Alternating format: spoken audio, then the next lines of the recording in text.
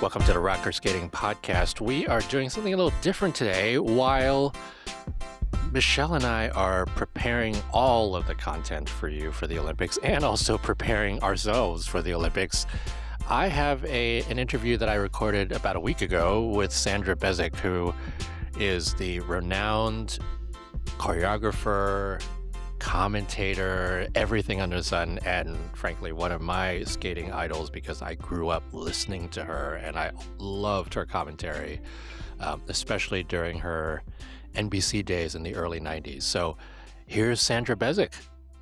I am so excited because the legend Sandra Bezic is here with me, and I have been wanting to chat with her for a number of years. Sandra and I keep messaging each other on Instagram, and two, it's such an honor to be talking to her for the podcast, and given legendary choreographer, commentator, Olympian, everything. Sandra Bezic, welcome to the podcast.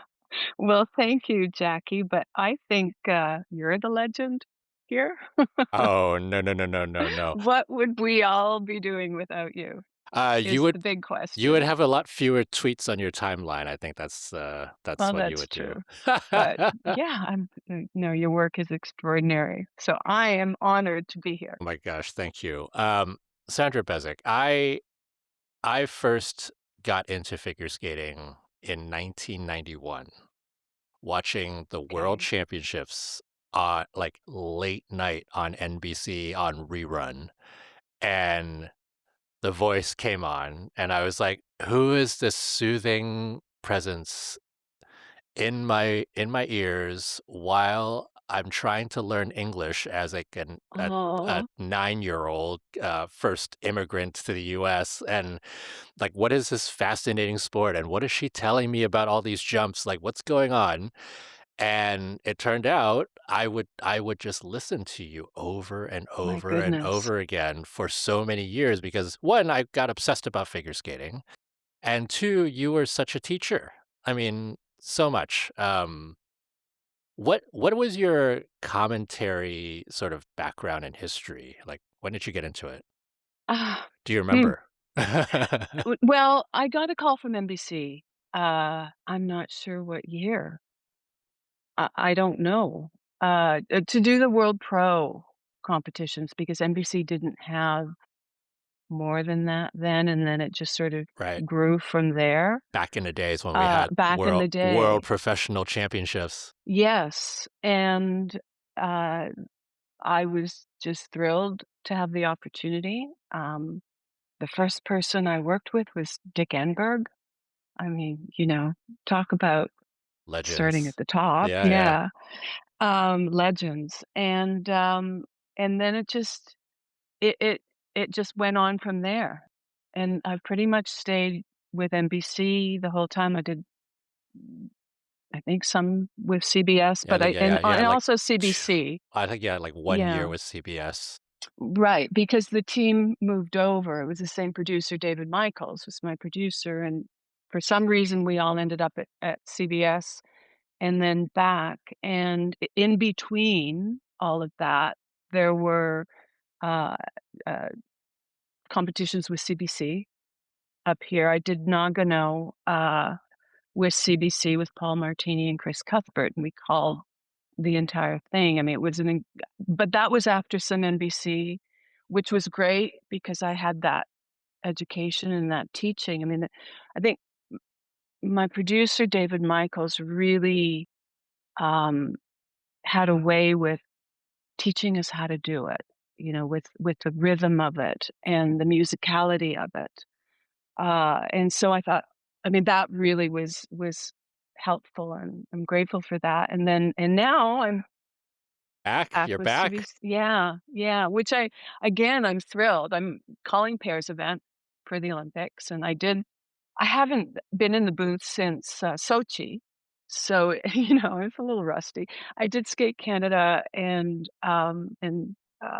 Canadian Nationals just to get things going, and I'd never worked with Kurt before as a You're commentator, right, yeah, you've worked right? with I Kurt mean, we're before on other things, yeah. on a few other things. Yeah. But this is the first time sitting beside him, and so that it's been really fun. Yeah. What brings you joy about commentary? Oh, well, on a personal level, I like I like to be scared Mhm. when I'm facing work, and this keeps me scared, just nervous and excited. But what was really helpful to me as a choreographer all those years, and a producer and director and whatever else I was doing, was it doing the commentary forced me to sit back and try and look at our sport from the general public's point of view, not just stay insular, where we get caught in our little ruts. And so it made me look at our sport from the outside in, and particularly with all the different partners I had, um, because they would ask me questions and want to learn about the sport. And so being able to figure out how to articulate what I thought helped me always as a choreographer, as a producer, as a director. So each side kind of helped educate me for the other. And so I that I liked. I mean, that was very personal. Um, and I love the theater of it. Those moments to be part of those moments, just even in a small way, or set up those moments so that the skaters have that moment, Yeah. I think is really precious. And that's the one thing I try to say to myself, we're always nervous, right? Going into it, you're always nervous and you're always thinking about how you look, whether you're tripping over words, all of that stuff. But I keep trying to tell myself, I'm not the star here. It's the skater's moment. They're the star. That's your job to set that up. And that keeps me grounded. Yeah. I mean, you and I do very different things, right? Hmm. I generally do my coverage for the at least semi-knowledgeable to very knowledgeable Yes. skating audience. Hmm. You do your work to Yeah. everyone. Yes. And I'm always just like nerding out and generally thinking that everybody knows what I'm talking about. But Yeah. you have to really have that fine balance of like, I don't want to dumb it down too much that the expert Right. people are like I don't need to know this, but you also want to be educational enough to the general public so that they don't feel like they're in the dark, right? So, how do you think about that? It's a challenge. Yeah, yeah, It's nice, with the last 2 events that I did, we had so few pairs that it's hard to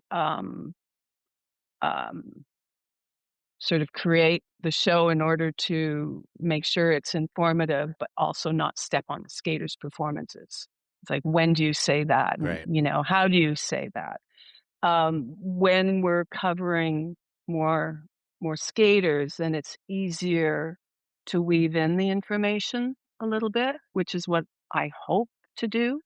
But you're right, it's a real challenge. It's a real challenge with IJS, Yeah, because we rhyme off these things, like what's a level and what is all of that and what's a GOE and all of that. But I think that, as you said, the general public, they want enough information, but they don't want too much information. So I'm going to try and dance that dance. You can tell me afterwards whether I was successful or not, because I don't know. it's so tough. It really is so It's tough. really tough. Yeah. Yeah. But like I said, I mean, I learned so much of my skating knowledge from you Gosh. in the early 90s. Like seriously, it's so many of That's the Sandra Bezic isms are still in my brain. It's dear. really I love it. That Um, you talk that's a about scary thought. I mean, you talk about the differences of the system now Mhm, versus the system back then, and you've seen pre-compulsories, you've seen mhm. 6.0 at its best, at its worst, you've seen IJS at its worst, and maybe at its best sometimes. How do you think about how the sport has changed, and what do you like about it, and what do you not like about it these days? That's a loaded It question. is. I love the skaters. Will always love the skaters. The skaters haven't changed over all these years. What's been wonderful is they're even more connected to each other than we were It's so crazy, right? because of Yeah. social, Yeah. because of all the Yeah. events, and but we had that camaraderie that I see now, and I mean, I love the attitude. I love their attitude. I love their respect for each other. Uh, and I don't see any difference in the aspirations. You know, that's pure and that's beautiful. And it's interesting after how many years now with IJS that the Twitter sphere, the super fan is now starting to complain about judging just like we did before IJS. And I feel strongly that back then and after 2002, that the wrong thing was attacked by the ISU, that the wrong thing got the focus. Yes, m judging needed to be, modernized in some way, but I don't think the judges were ever really addressed, and the biases and the cheating and all of that were not fairly addressed. You know, cheaters were still walking in the building for years after. And so I feel like all the changes that are made and all the things that they've made skaters do, the skaters are tied in knots now, trying to address the rules, trying to meet the criteria, when in fact, the thing that really needs to be addressed and still needs to be addressed 25 years later. Mhm. And I'm not suggesting that all judges are biased or incompetent or anything like that. But it only takes a few. And Yeah. why It's aren't they addressed? Why it's all isn't there. this addressed? And why are we still talking about, oh, the second mark's been cooked or yada yada yada? Like, come on. Yeah. It's a very multifaceted problem Yes. that w we as a community have had to deal with in many ways, right? Hmm. And you talk about the, you know, skaters and their teams having to kind of go into knots to create these programs. You've come back to choreography over the past 10 years here and there, right? You and David Yeah. Wilson Well, have done yeah. a little I bit mean, I've of, never stopped yeah, as a professional, yeah, but other things have taken over. And right. David has Pulled you back pulled in. me back in. I mean, you've done some work with Lindsay Thorngren. You've Hmm. done work with some of the pairs in Yes. Canada. Was it Lorraine and Etier Yes. and of Kempton Kemp and Elizarov. Elizarov? Yep, yep. Yeah. Um, you've done a little And then, work with Sasha Salevko. Is that right? yeah, his free program Yep, with David this year. yeah. Yeah. So, how have you felt about coming back into choreography in that way? Especially given like you're like, oh my God, I have to count spins now. What's happening? Yeah. Well, I mean, we always counted spins, Well, like, different even in a back in different my way, in a very day, different way, though, in a very in different a way. very different way.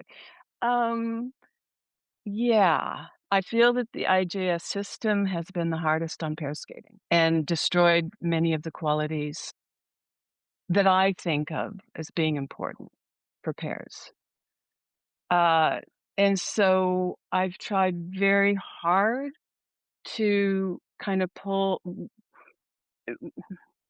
to to try and continue what I still think is important, or at least, pair skaters of my generation, or not my skating generation, my coaching choreography generation. What where I think probably some of the greatest, well, obviously Gordieva and Grinkov are to most of us or many of us, one of the greatest of all time. Sort of that kind of sensibility, of the synergy of pair skating, the unison, of that connection. That's all tied into skating skills and all, but it's gotten so dissected in its approach, um, and and therefore then killed a lot of the. I mean, pair skating is expansive by nature, and many of the IGS requirements are not expansive. They're, you know, Restrictive, restrictive and constrictive. busy, and Yeah, more is more is more is yeah, more, and it doesn't always it doesn't always make sense in pair skating. yeah. I felt up until maybe the last few years, IJS really helped the dance event because it gave it something quantifiable. And so I thought that was a good thing. And then they way Virtue, and overcomplicated it, and then well, I called dance. I stepped in for Carol Lane to call dance at Skate Canada, and I did a ton of homework, and yeah, it was scary. But I was staggered by the rules and what these kids have to do. And it's crazy time. And the choreo sequences and all of that, like, just by virtue of calling it a choreo sequence, I find as a choreographer insulting because we all try to make the whole 4 minutes a my goodness. choreographic sequence. Yeah, And then, to demand that something goes widthwise across the rink and, is performative for the judges. It, and you can't be I in just hold for really more than feel, 5 seconds, and you have to be oh, like, oh yeah, well, by the time the end of the Skate Canada, I think I may have said, "I don't care if they were within arm's length or not." It was beautiful. So, yes, of course we need rules, of course we need parameters, but it needs to breathe, and I'm not a numbers person, so that's really hard for me. I look at a score sheet and, it takes me a while to focus in and really figure it out. I'm way more emotional and organic in my reaction.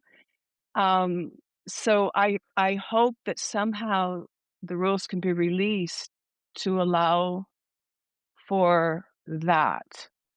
Um, yeah. I mean, it's like back in the 90s, dance was like the wild wild west, and right. now it's like a like a zoning code. It's Yes. it's a little too much. It's too much, and um you can't see the forest through the trees. Yeah. And it goes to show when skaters and their teams are able to transcend the Oh, restrictions, wow. right? That It's unbelievable Yeah, what they do and how they do transcend. yeah. Unbelievable. You were Eh, just about to say something about Virtue Moyer, right? well, I mean, I felt like the rules around that time seemed to be the most balanced, Mm. perhaps. I mean, this is me from the outside looking in, into ice dancing, and then it didn't really hit me until I actually had to call it. And it's oh my god, these poor people, Yeah, yeah, because they can't breathe, they're not allowed to breathe, and if they breathe slightly the wrong way, they lose a point. yeah. And this is you cannot. I mean, that's the thing that I tell my kids now, or at least the pair skaters going into it. You cannot have a computer going on in your mind while you're performing. You have to, and some do, Mhm. and some are really good at that. But you can't perform with freedom with that kind of restrictive train of thought also going on in your brain. At some point, you just have to let go and trust that all the work that you've done will serve you. But it's just so hard for the kids. I can't believe what they have to go through and how much they have to do in all the disciplines and the singles as well. Yeah. And, there's always been a push technically, artistically in the sport from the beginning of time. That is what is so beautiful about figure skating is sometimes the technical, rises and then sometimes somebody more creative rises it, but that balance is always what we strive for. And so I haven't looked at the proposed changes. I'm afraid to because I don't want to get angry. But I hope that because the pinnacle is to reach or the ideal is to reach the pinnacle on both sides, technically and artistically. And I hope they don't take one over the other, because the whole point is to do it all. That's the whole point. In that moment, and that's my other thing, is I feel that moment doesn't always count for as much as it should. Yeah. Wise words from Sandra Bezic. Now there have been some interesting, like the creatives always rise to the top somehow, right? Whether it's actually to the top, like numerically, or like to the top of people's like Mhm. imaginations. And Sonia Hilmer is one of those at US Yes. Nationals who, she even says herself she's never going to be like going to the Olympics. She's not going to be winning medals Which is a anywhere. shame. Which, yeah, Yeah. but she's a very incredibly creative skater. And Fabulous. we were talking about her step sequence where Yes. she had incorporated some of the like the skate sounds in the Mhm. music, and she has to basically skate to it. Right. You had a interesting story around what you were doing back in the 80s, right? Well, I read somewhere that she was inspired by a YouTube video of Paul Wiley, Scott Hamilton, and Kurt Browning in a Stars on Ice number that we did where we mic'd their skates. Mm, I was telling you before we got on, this has a little bit of history that I wanted you to let her know because what I was really touched that something that we did, well, I don't know how many years ago, affected her. And I love that about our sport. And so where this all started was like way, way long ago. Val and I were on tour on the European tour after a world championship, and we were in Davos, and it was an outdoor rink, and there was a massive snowstorm during the show, and the audience stayed, and it was like a Snoopy kind of cartoon, with the mm, blanket of snow over everybody's heads. mm. But what happened was that the snow piled up so much on the ice and, they'd have to shovel it off periodically, but it piled up so much that when Val put me down from a lift, I couldn't hear that I landed. And so I wasn't sure if I landed on the ice or not. It was fascinating how much the And a little sound scary, affects us, yeah. I mean, right? it was a show and we were all having a great time, but I that just stuck with me, and I've always loved, and I think we all do, love the sound of edges. A good Love edge, a it. good edge. A good edge. And so for the opening of our very first Boitano VIP tour, I had the idea that we should start in black, and I wanted to mic, Brian skate, and so that we could hear him skating the full rink, all skate, skate, skate, skate, skate, and then he did a double act, so we flashed on the lights while he was in the air and blacked out again. So it was like boom, boom, and that was the start of the show, um, because I wanted to share with the audience how cool skating sounds. So that was that, and then pulled out the idea again for Stars on Ice with the 3 guys, because again, I wanted to share this sound. So I was particularly touched that sort of that little bit of creativity got to Sonia, Yeah. No, that's great. and she used it in her own way, Yeah, and maybe will then inspire someone else down the road. right.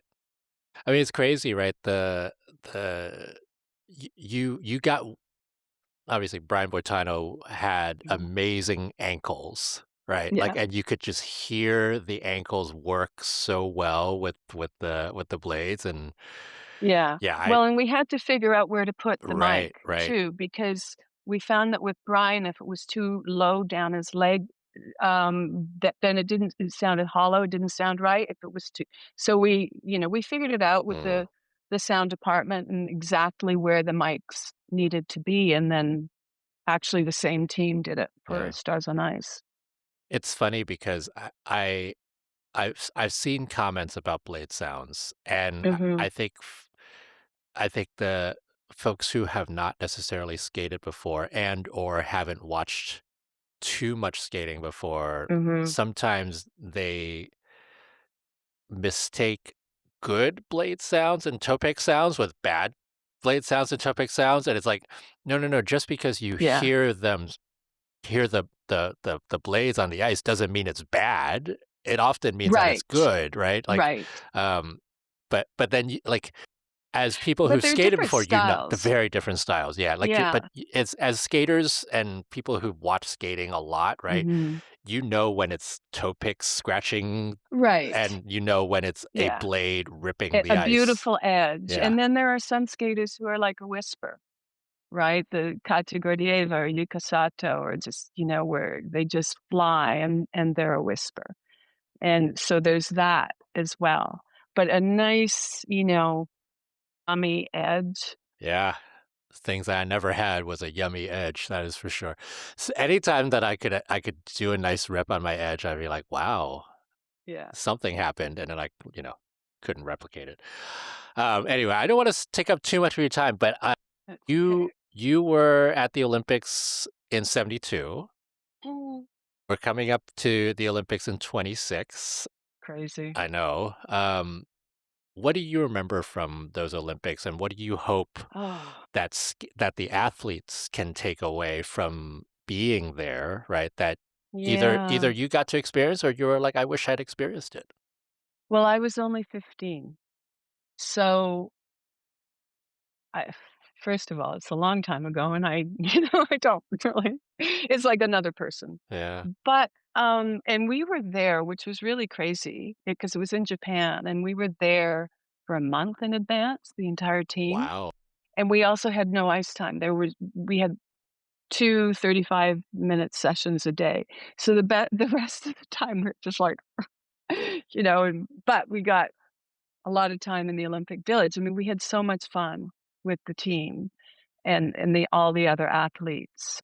That's how we spent our time, but it was frustrating, and so now I know, the plans are a little bit different, but I think, uh, I'm gonna sort of turn that question a little bit to what I observed in Tara in Nagano, '98, and, I was there calling for CBC, and anyway, watching Tara during the Olympics and how she savored every single practice and was just joyful the whole time. And then she'd get out in the ice and sort of look up to see who was there and she'd be starstruck. Oh, there's Scott Hamilton up there and there's, so and so up there. And she was just starstruck and excited and enthusiastic the whole time. And I thought, to myself at the time, that's the Olympic experience everybody wants, to just take it all in. Try not to be distracted by it, of course, but just take it all in. Don't necessarily just shut out all the doors and, live outside the Olympic Village and do all of that stuff that just puts more pressure on your performance. It's a life experience, and I think that that's what's really important. Yeah. We do keep hearing about it from people who, the athletes who actually take the time to enjoy the entirety of the Olympics, and Yeah, it's such a different thing for it them is. versus like, you're going there for business and you're gonna go do Yes. your thing and then you Yeah. leave. Yeah, it's very And then you different. leave, and that to me is kind of a missed opportunity. I mean, everybody knows what they need at that point inside, how they need to feel in order to compete, and I also respect that. But in just watching Tara that one year, thought, "Oh, man, that's the way to do it." There goes my dog. Good timing. Good timing. Yeah, I go to every Olympics like it's my last one. You never Yeah. know. You never Well, you never know. You know. You never never know. know. Yeah. So it's an And amazing experience. they each have their own personality, don't they? Yes, they Each do. They Olympics. certainly do. Mhm. Well, Sandra Bezic, thank you so much for joining me. I could talk to you for hours, and hopefully we can do this again at some We point, will. I'd and love to. talk about more things. So, thank you for being on the Thank you. podcast. Thank you, Jackie. I mean, what a great conversation with Sandra. I could have talked to her for a long time, and we certainly will hopefully have her back in the future. We've got some more interviews coming up that partially are already confirmed, and then some are ready to get confirmed. And I'm very excited to have those folks on the podcast if we do get them on. And I'm sure you will be as well.